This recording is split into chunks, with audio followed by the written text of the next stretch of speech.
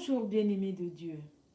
Vous rappelez-vous l'expression de Jésus « Mon heure n'est pas encore venue » ou même le commentaire de l'apôtre Jean tout le long de son évangile justifiant certains événements vécus par Jésus. Son heure n'était pas encore venue.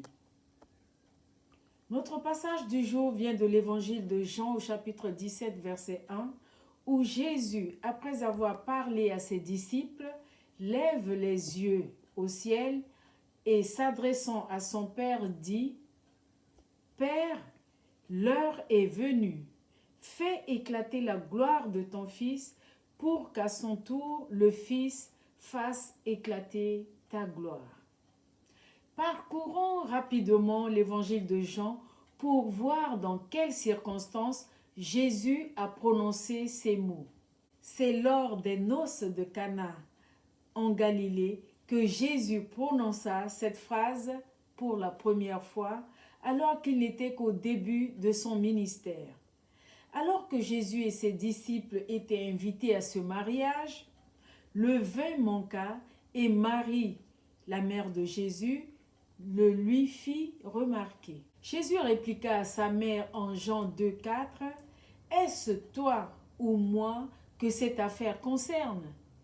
Mon heure n'est pas encore arrivée. » Mais nous savons tous par la suite que Jésus a changé de l'eau en vin, du très bon vin d'ailleurs. Plus tard en Jean 7,4, lorsque ses frères voulaient qu'il soit moins discret et qu'il se fasse connaître pour que tout le monde le voie, Jésus leur fait savoir que son heure n'est pas encore venue. Au verset 6. Il ne les accompagne pas à la fête des tabernacles, il reste en Galilée parce que son heure n'était pas encore venue. Au verset 8. Jésus savait que les autorités juives le rechercheraient. Pourtant, il se rendit quand même, mais secrètement, à la fête, alla au temple et se mit à enseigner. Alors, plusieurs essayèrent de l'arrêter, mais personne ne put mettre la main sur lui parce que son heure n'était pas encore venue. Au verset 14 et au verset 30.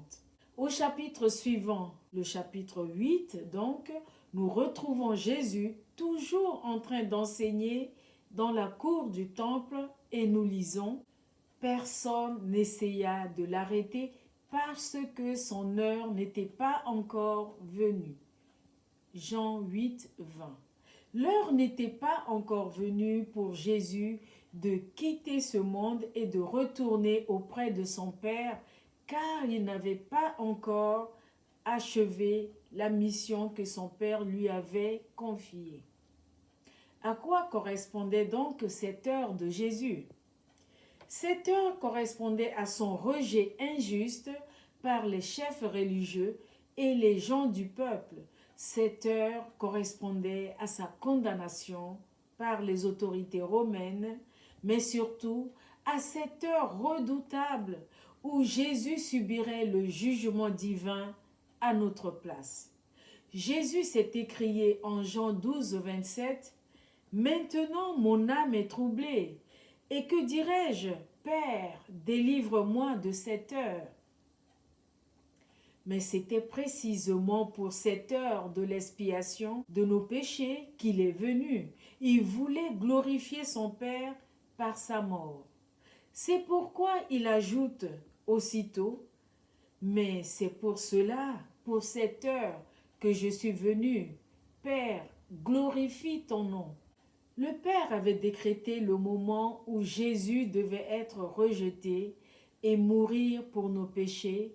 Et comme nous le voyons dans notre verset du jour, Jésus avait discerné cette heure fatidique. C'était le moment où les disciples allaient être dispersés et tous l'abandonner.